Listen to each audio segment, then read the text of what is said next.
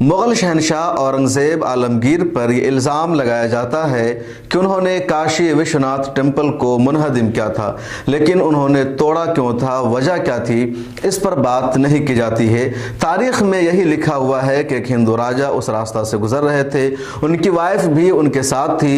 रास्ता में वाराणसी आया और उनकी अहलिया का दिल चाहा कि हम जाकर के काशी विश्वनाथ टेम्पल में हाजिरी देते हैं, पूजा कर लेते हैं, और अपनी आस्था के लिए उनकी वाइफ वहाँ जाती है लेकिन वापस नहीं आती है। तब पता चलता है कि वहाँ के पुजारियों ने राजा की वाइफ को किडनैप कर लिया है और उनको छोड़ा नहीं जा रहा है। पूरी कोशिश की गई लेकिन पुजारियों ने उनकी वाइफ को नहीं छोड़ा।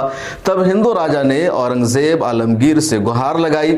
औरंगजेब आलमगीर की मुगल आर्मी आती है और कोशिश की जाती है कि मंदिर से महिला को निकाला जाए, लेकिन वहाँ के जो पुजारी होते हैं वो लड़ाई करने पर आमादा हो जाते हैं और मजबूरी में मुगलों की फौज को मंदिर की दीवार को तोड़ना पड़ता है। तोड़ते तोड़ते अंदर एक बड़ा सा सुरंग मिलता है जिससे बदबू आती है और पता चलता है कि यहाँ बहुत सारी महिलाएं हैं जो बरहना है, जिनके जिस्म पर कपड़े नहीं हैं, कई की मौत हो चुकी है और यहाँ औरतों के साथ रेप किया जाता था और उन सबको यहाँ ला करके रखा जाता था। ये एक तारीख पर मबनी वाकया है। कुछ लोग इसको सही मानते हैं, कुछ लोग नहीं मानते हैं, लेकिन आजकल जो कुछ हो रहा है उसको तो आप सही जरूर मानेंगे। औरंगजेब आलमगीर ने मंदिर क्यों तोड़ा, वजह नहीं बताई जाती है। हाँ, इस वाकया को सिर्फ बयान करके नफरत फैलाया जाता है कि मुगल शहनशाह ने मंदिर को तोड़ा था, वजह को दरकिनार कर दिया जाता है।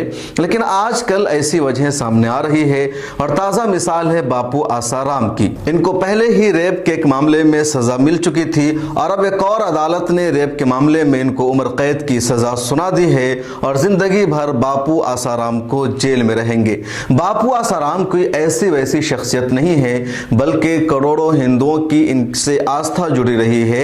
महिलाएं इनकी मुरीद रही है, मर्द इनके मुरीद रहे हैं। देश में कई जगहों पर बापू आसाराम का आश्रम चलता है, अहमदाबाद में, सूरत में, जोधपुर में, अलग अलग हिस्सों में, और हर जगह करोड़ों लोग इनके दर्शन को आते रहे हैं।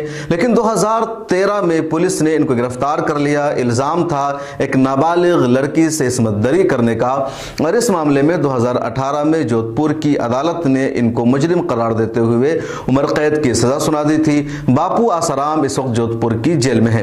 2013 में ही दो और लड़की सामने आती है, वो दोनों लड़की बहन होती है और वो लड़कियां कहती है, इल्जाम लगाती है कि बापू आसाराम ने सूरत के आश्रम में 2002 से 2005 के बीच कई मर्तबा मेरे साथ रेप किया है, मेरे साथ ज़िना की है, मेरी इस्मत को लूटा है। बड़ी बहन भी यही आरोप लगाती है और वो कहती है कि अहमदाबाद के आश्रम में बापू ने मेरे साथ ये सब किया और ये दोनों बहनें आसाराम की मुरीद थी, उनकी अकीदतमंद कह लीजिए या कह लीजिए उन पर आस्था रखती थी और इस तरह बापू ने इनके साथ किया। आसाराम के बेटे नारायण साईं पर भी इल्ज़ाम लगाया एक बहन ने और कहा उन्होंने भी मेरे साथ रेप किया है। उसके बाद पुलिस ने आसाराम और उसके अलावा आसाराम के बेटे और उनकी वाइफ और उनकी बेटियों को भी गिरफ्तार किया। 7 लोगों के खिलाफ इन दोनों बहनों ने मुकदमा दायर किया था। पिछले दिनों गांधीनगर की अदालत ने आसाराम की वाइफ और उनकी बेटियों को रिहा कर दिया था, कहा गया, और उनको एक तरह से बरी कर दिया गया, कहा गया कि इनके खिलाफ सबूत नहीं है। कल यानी 30 जनवरी को गांधीनगर की सेशन अदालत ने बापू आसाराम को रेप का मुजरिम करार दिया और कहा कि बापू आसाराम इन दोनों बहनों के साथ रेप के मुजरिम पाए गए हैं और 31 जनवरी को इनको सजा सुनाई जाएगी। 31 जनवरी की तारीख आ गई और गांधीनगर की अदालत ने बापू आसाराम को उम्र कैद की सजा सुना दी है। अब जिंदगी भर आसाराम जेल में अपनी जिंदगी काटेंगे क्योंकि 2 लड़कियों के साथ रेप के कसूरवार ठहराए गए हैं, मुजरिम करार दिए गए हैं। बापू आसाराम तो वैसे 2013 से ही जेल में बंद हैं। 2018 में जोधपुर की अदालत इनके खिलाफ फैसला सुना चुकी है और अब गांधीनगर की अदालत ने फैसला सुना दिया है।